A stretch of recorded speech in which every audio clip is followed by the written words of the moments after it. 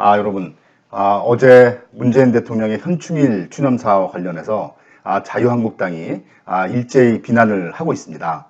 바로 그 김원봉에 대한 평가입니다. 자, 그래서 저는 그 김원봉에 대한 제대로 된 역사적 평가와 함께 아직도 빨갱이 프레임을 전략으로 삼고 있는 자유한국당이 얼마나 자가당착적인 주장을 하는지 한번 살펴보겠습니다. 김원봉에 대한 저의 그 평가와 해석은 지난 4월 달에 올린 제 동영상을 좀 참고해 주시기 바랍니다. 이게 그 내용이 좀 짧지는 않습니다만, 시간 되실 때 한번 꼭 보시면 해방 전후의 우리나라 그 역사적 상황을 이해하시는데 큰 도움이 될 것입니다. 여기서는 간략하게만 요약을 하겠습니다. 김원봉 관련해서 말씀을 드리자면, 1946년 대구 11 사건이 발발하자 그 민전조사단 단장 자격으로 대구, 부산 등을 방문을 했습니다. 근데 그것이 빌미가 되어가지고 1947년 3월 22일 김원봉은 그 악랄한 노독술에게 체포가 됩니다. 그때 그 노독술은 김원봉의 뺨을 때리고 구타와 고문을 자행을 합니다. 그런데 4월 9일 미 군정은 증거 불충분으로 김원봉을 무혐의로 석방을 합니다. 진짜 어이가 없습니다. 이거 진짜 아무 관계가 없는 사람을 잡아다가 고문하고 그런 모욕을 준 것입니다. 그 배후에는 이승만과 장택상이 있었습니다.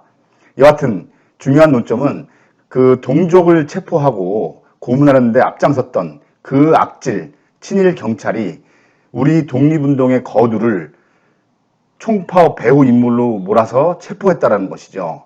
또한 일제도 혀를 내두를 만큼 그 원성이 자자했던 악질 고문 기술자 인간말종 노독술에게 18일 동안 조사를 받으면서 구타와 고문을 받은 것입니다.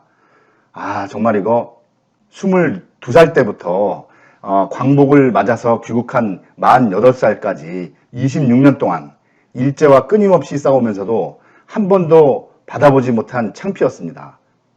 엄청난 현상금을 걸고 끈덕지게 추적해오는 일본 경찰에게도 한 번도 붙잡히지 않았던 김원봉입니다. 그런데 광복이 되었다는 조국에서 친일 경찰에게 이러한 수모를 당한 것입니다. 게다가 그 이후에 여운형이 암살당하고 김원봉의 자택이 실제 습격당하는 일이 벌어집니다. 저들의 세력은 여운형 암살에 이어서 약산을 노리고 있었던 것입니다. 약산으로서는 선택의 여지가 없었을 것입니다. 만일 여러분이 김원봉이라면 어떠한 선택을 하시겠습니까?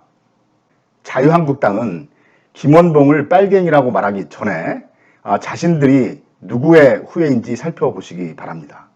바로 원조 빨갱이 박정희입니다. 박정희는 1945년 남로당에 가입을 합니다. 그리고 나서 군내에서 남로당 군사 총책으로 활동을 했습니다. 그래서 48년 11월에 여순 사건으로 체포가 됩니다. 군대에 비밀세포를 조직하고 무력으로 반란을 기도했습니다. 그래서 1949년 2월 13일 1심에서 국방경비법 위반으로 사형 구형의 무기징역을 선고받았습니다. 죄과는 반란 기도죄 그리고 군병력 제공죄입니다. 그런데 2심에서는 징역 10년으로 감형을 받았습니다. 더구나 형 집행 정지까지 받았습니다. 그 당시 상황에서 육군 중대장이 남로당에 연루가 되었는데도 2심에서 형 집행 정지라는 특별 대우를 받았습니다. 그 이유는 뭘까요? 당시 재판에 관계했던 그 인사들의 증언에 따르면 박정희가 수사 과정에서 적극 협조한 공로를 군 지휘부가 높이 평가했기 때문입니다. 그가 협조한 것은 무엇이었을까요? 바로 동료들을 판 것입니다. 박정희는 군내 남로당 조직원 300여 명의 명단을 군 당국에 넘겨주고 그 조직 체계를 알려주었습니다. 이후 박정희는 백선엽 당시 6번 정보국장의 구명으로 무죄 방면되고 전향을 했습니다. 그 이후에 박정희는 1963년 대통령 선거 당시 상대방 윤보선 후보 측에서 이 문제를 거론하고 빨갱이라고 공격을 하니까 메카시즘은 안 된다. 종북몰이 색깔론 하지 마라. 이렇게 박정희가 주장을 했습니다. 그렇게 빨갱이 색깔론 하지 마라 하던 그 박정희, 그의 후예들이 오히려 그 이후 수십 년 동안 지금까지 민주 진영에게 입만 열면 빨갱이라고 종북몰이를 하고 있습니다. 예, 그래서 오늘 결론을 제가 말씀을 드리겠습니다. 첫 번째, 기회주의자를 용서해서는 안 됩니다. 우리가 박정희를 지지할 수도 있고 김원봉을 지지할 수도 있습니다. 하지만 그 어떤 지도자라도 자신의 그 개인적인 이익을 위해서 조국을 팔고 사상을 팔고 동료를 판다면 그것은 비판받아야 합니다. 이런 것들을 감추고 잘한 것만 평가하고 또는 공과가 있다 이런 말로 모든 것을 미화하는 것은 민주주의 그리고 정의에 위배됩니다.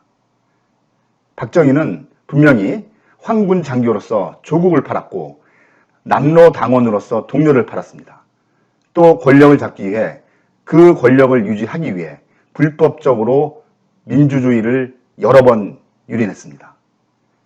그가 아무리 우리 먹을거리를 해결해 주었다고 할지라도 민주주의와 양심으로서는 도저히 용납할 수 없는 이유입니다. 두 번째, 역사적 사실은 부정할 수가 없습니다.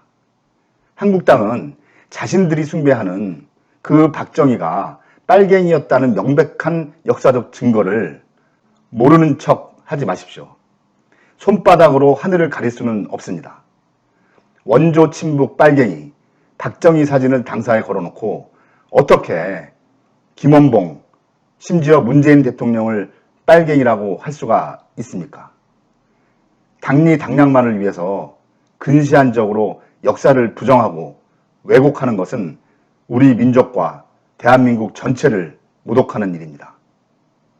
세 번째, 지금 우리는 시대정신을 가져야 합니다. 문재인 대통령이 어제 말씀하셨죠. 애국 앞에서 보수 진보가 없고 정파와 이념을 뛰어넘어 통합으로 가자. 이 말은 이 시대에 우리 대한민국 국민에게 반드시 필요한 역사적 사명입니다. 자유한국당 여러분, 그대들 남은 인생에 정말 단 한 번만이라도 눈을 감고 이 말을 진정으로 생각해 보시기 바랍니다. 여러분, 감사합니다.